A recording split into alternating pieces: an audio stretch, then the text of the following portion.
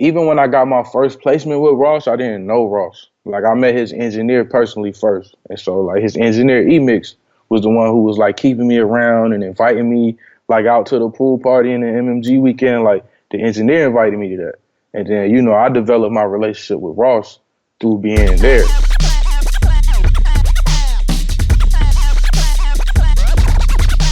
Peace, what's going down? It's DJ Payne 1 for beatstars.com in the building with a brand new member to the community.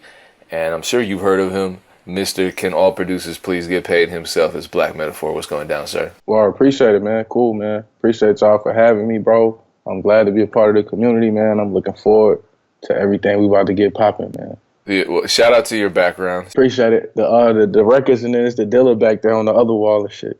Yeah, no, I see both. So I'm like, okay, this is we already set the scene for a good interview. First things first, how long have you been making beats? I've been making beats for 12 years now, bro. I started probably like the second half of my senior year in high school, which was 2007. So like that's literally, you know, when I started. And then it took me probably about 5 years to get my first placement. But it was so much that happened in between, like, you know what I'm saying, me starting and then me getting to my first placement. Like, it was so much.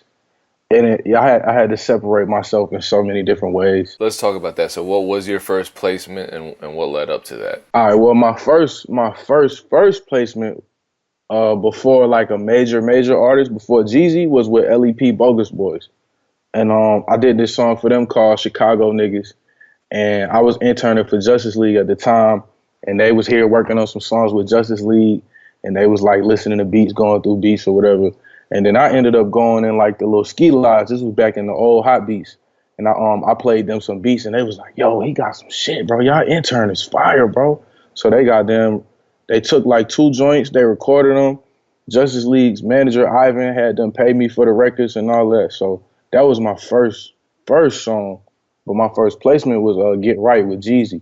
That's a funny story because that's actually how I first heard your music was through Ivan because he also managed me at the time. So we were all kind of connected without ever having met. And I remember the first record that I saw you credited on. I didn't know you produced that LEP record, but you know I'm out here in the Midwest, so I'm very familiar with LEP. Shout out to them. And then hey, you know what's crazy? This the building he used to live in. Okay, so I've been there then. Yeah, he used to live in this building. Hell yeah. That's crazy. Yeah, shout out to he's doing big things in the fashion world. In addition to that, I know Dash was connected, and now he's the Dash been grinding, man, for a minute. But I know the first record I heard from you that I knew was a Black Metaphor record was that Little Bibby record, I believe, Water, right? That Water, yeah. They was just out here one day. I think Dash and Ivan, or I don't know how that all came about, but just one day Ivan hit me, was like, "Yo, I got this artist out here, bro. Pull up to the studio. I want you to meet him." So I pulled up the hot beats and they was getting ready to leave. So I had just kind of said what up to them. They was in the back of the minivan and shit. So I just got introduced to him. And then I ended up, you know, sending him more records. And then that's when he did the Water shit. And that joint is crazy. But like me and him got more joints in the tuck that ain't even come out yet, bro. Like I love working with Lil Bibby, man. Do you know if he's planning on releasing new records? Because he's doing a lot of stuff with the whole Juice WRLD situation. And yeah, I don't really know. I don't know what's going on with it right now. I just know that it's in the tuck, man. It's in the tuck, bro. Here's another question that you may or may not be able to answer. So I saw that you got invited to the J. Cole Dreamville sessions. Mm-hmm. Can you talk about that? As far as I know, I could talk about it, yeah. For me, it was crazy. I didn't get like too many records recorded. Like I had Kaz, he did a verse on one of my joints. So for me, it was more of a networking, you know what I'm saying, getting introduced to everybody and establishing those relationships. So now I have a channel to, you know, continue to send music consistently. But the sessions were amazing, bro. Like, that's like one of the dopest things I've ever been a part of, like, since I've been a producer. Just being in that environment and then everybody being open, you know what I'm saying? Like, you could walk up to anybody and talk to them. Like, DJ Khaled was there, just standing there by himself on his phone. Like, you could just walk up and talk to him. Like, you know what I'm saying? So I feel like that was priceless. You know what I'm saying? And gang of producers there, too. Yeah, gang of producers. And then people don't really know it, too. Like, me, Isaiah Rashad, D. Sanders, thank God for Cody, Free P, like, we all went to Middle Tennessee State together. So, like, when I got those Jeezy records, like, I was literally coming back to Tennessee and like working on music with Isaiah. So like it was dope because they had all got invited. So that was our first time all being together since like 2012 and shit. Oh, I didn't realize that. So you were college friends with artists that are super on right now, and now it's Yeah, all coming back full circle. yeah, yeah. We all been homies this whole time through it all, bro. It's crazy. People just don't know it. Like, there's no public connection between us for real. But So that's crazy. Let's talk about another one of your placements. So you produce "Idols Become Rivals" for Rick Ross, and leading up to that song, there were a few publicized cases of producers, including like Bangladesh and a couple others, discussing being owed money, and Rick Ross spoke on that. Specifically in the iconic line, "Can all producers please get paid?" on the song that you produced. How was the response from the producer community when they heard that record? man, the response was crazy, bro. And like my boy Sick with it, he just like kind of put it all together with his meme that he did. But like I think the response was dope, and it touched on something that's kind of been a topic that's been being brought more to the forefront lately. So you know what I mean? Like I think it was good timing, especially with like the online beat sales coming now and just everybody trying to get their business in order, bro. Like at the end of the day, we all want to be entrepreneurs, bro. So like you really holding the next person down when you just out here doing bad business, bro. Like nobody could, you know what I'm saying, grow from that. So like it's just you gotta do the right thing, bro. Just pay the people you work with. So I think all producers have gone through situations where they've experienced bad business, where they had to either fight for their money or they took a loss. Can you talk about a situation where that happened to you and how you overcame it? We all go through those situations. Like I feel like for me, I don't speak on it a lot, but when I first got in the game, I signed a production deal with Night Riders Productions, and you know what I mean. Like a lot of people will look at it and say, "Oh yeah, they be jerking producers," and it's like in certain ways, it's like I feel like the business might not have been fair, but at the same time, I'm where I'm at now. Like we got the work done, so I got in a position to be able to do whatever I wanted to do, and that's what what I'm saying. They was always trying to tell me is like, yo, start you a company. You know what I'm saying? Sign you some writers, get with some artists, drop projects. You know what I'm saying? Work with producers. Like that's always been like, or what should be the foundation that you should be striving for. Anyway, you know what I'm saying? So yeah, like if I was to do it again, I probably would get a better lawyer to start, but I wouldn't. I probably would sign it again. Just make sure that what I mean, all the paperwork and shit is straight. Yeah, get a lawyer is That's always key, bro. That's always like just get a lawyer, bro. Any situation, just get a lawyer, bro. They gonna, you know what I'm saying, guide you the right way. Just get a lawyer. Yeah, I think a lot of producers are reluctant to get a lawyer because they think they don't want to share their money with. But if you're getting a placement, a lot of it sometimes be like a producer might feel like they don't have the money to pay for a lawyer, but some of these entertainment lawyers will work for a percentage.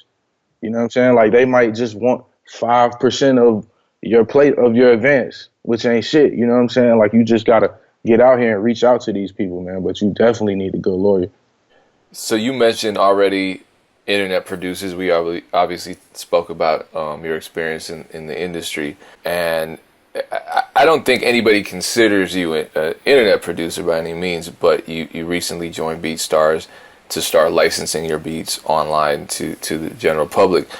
I know you've spoken about it on and off for a while with me. What finally made you join BeatStars? I mean, it's just the timing of everything, bro, and just where I feel like I am in my career and what I want to do, man. Like, I feel like at this point, like, bro, I made like over 2,000 beats.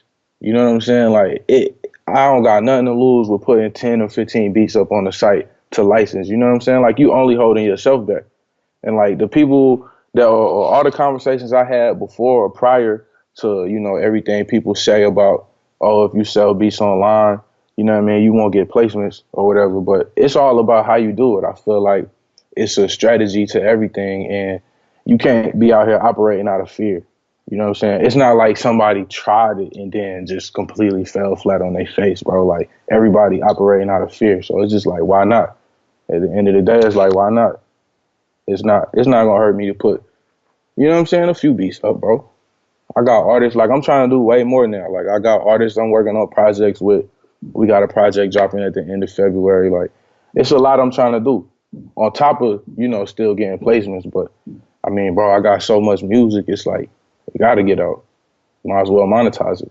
Yeah, and it's funny because I heard the same thing, and I was operating out of fear too. The industry, they don't want beats from the internet. They don't want to mess with you if you're that accessible. And then, you blink, and suddenly all the top internet producers are signing publishing deals with the industry. Yeah, like I said, it's just all about how you do it, bro. It's a strategy to everything. Like, so obviously the business is changing, and the internet's a big part of it. So how do you see the music business specifically with regard to producers and beat makers changing over the next few years? I think that it's dope. I feel like with streams, bro, like people always talk about how the stream rate is different from radio, which is true. But then it's also so many other ways to get money now. Like, it's so many companies that's doing marketing campaigns that need music. Like, it's just way more marketing and just way more stuff going on in this, digital world that we in now. Like, I got a homie, they did a track for Sprite and got paid $15,000. You know what I'm saying? Like, and I'm like, damn, it's just for the commercial. I'm like, damn, that's just like in the placement. So it's more opportunities, I feel like. Like, so it's good and it's bad to it. Have you been taking advantage of some of the new revenue streams? Like you said, now there are, instead of licensing beats to a TV commercial, now you got Instagram commercials that still require music to be licensed. I haven't tapped in how I should. You know what I'm saying? I'm kind of behind the curve on that, but this year I'm definitely taking my time to get on top of everything how I need to, bro. Like, all my social media, I want to make like more YouTube content, just like beat making videos, not tutorials, just like beat making videos. Like, every video don't gotta be a tutorial, you know what I'm saying? So like just stuff like that. I'm just trying to get on top of all of that this year. If someone were to look at your resume, they notice that you place beats on multiple albums by certain artists. Meek Mill, 2 Jeezy albums, 4 Rick Ross albums. How do you maintain a connection with those artists so that you're constantly working with them? I just try to keep in contact with the people that they working with. Like, so with Ross, even when I got my first placement with Ross, I didn't know Ross. Like, I met his engineer personally first. And so, like, his engineer, E-Mix, was the one who was, like, keeping me around and inviting me, like, out to the pool party and the MMG weekend. Like, the engineer invited me to that.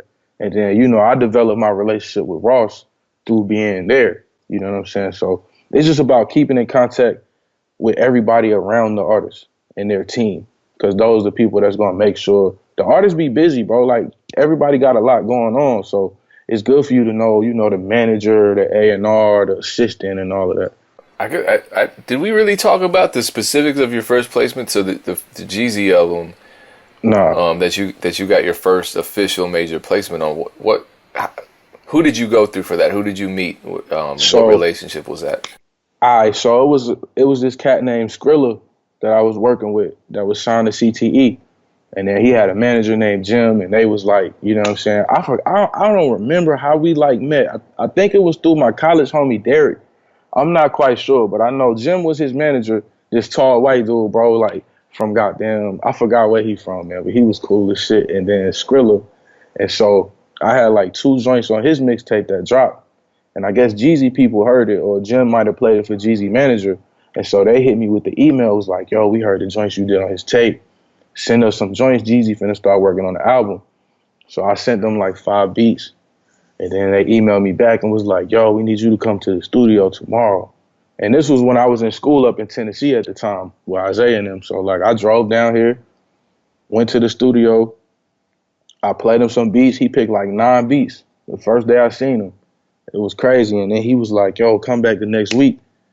On Thursday, I want you to make some shit on the spot. So I'm like, cool. And I know I used to watch YouTube a lot.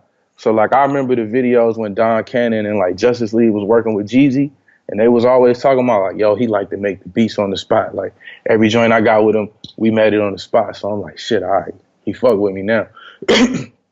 So I got there the next week, and the engineer was like, yo, Jeezy made a classic to one of your joints.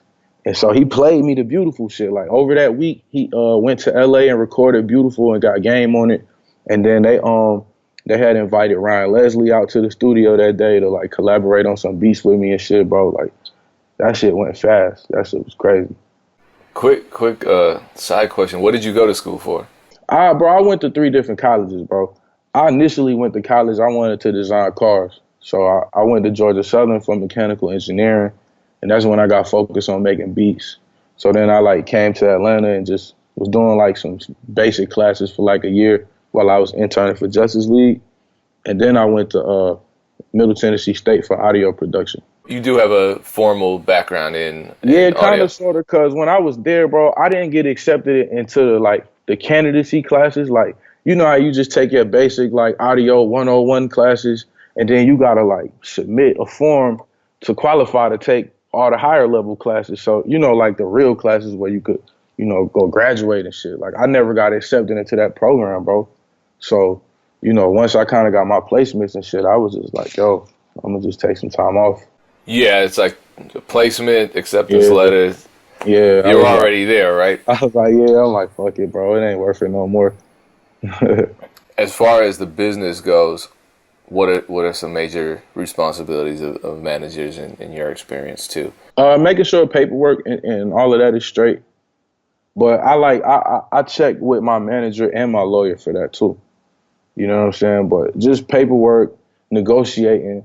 Like, you don't want to be the bad guy in the email chain arguing for extra, you know, fee or whatever. Like, that's what the manager's for. Like, you know what I'm saying? When you meet the artist, I just like it. It's way more professional.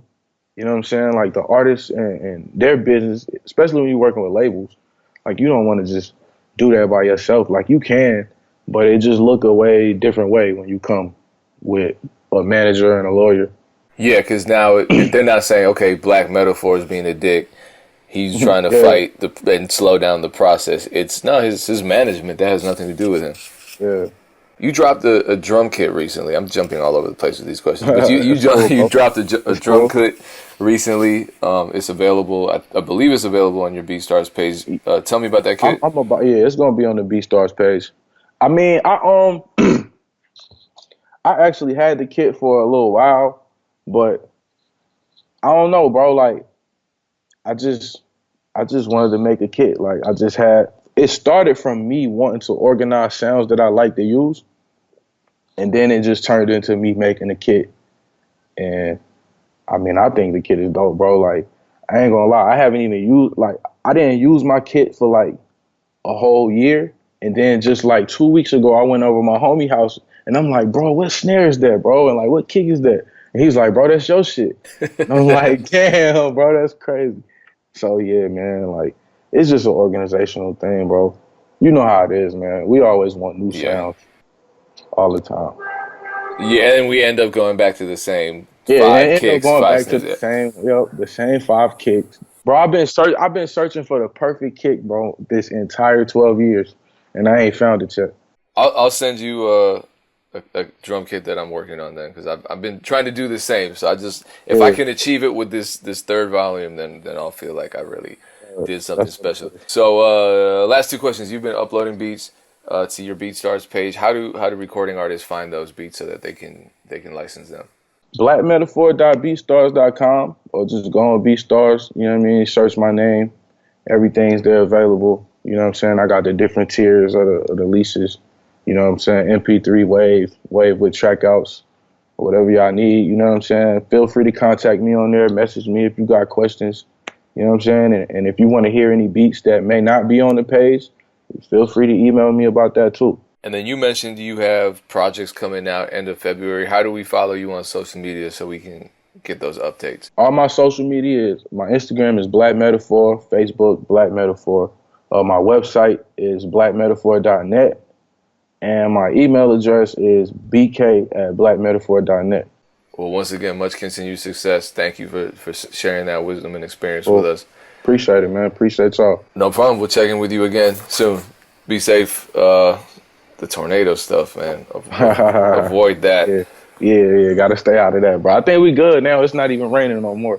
Okay, good to hear. I think we good now. Yeah, bro.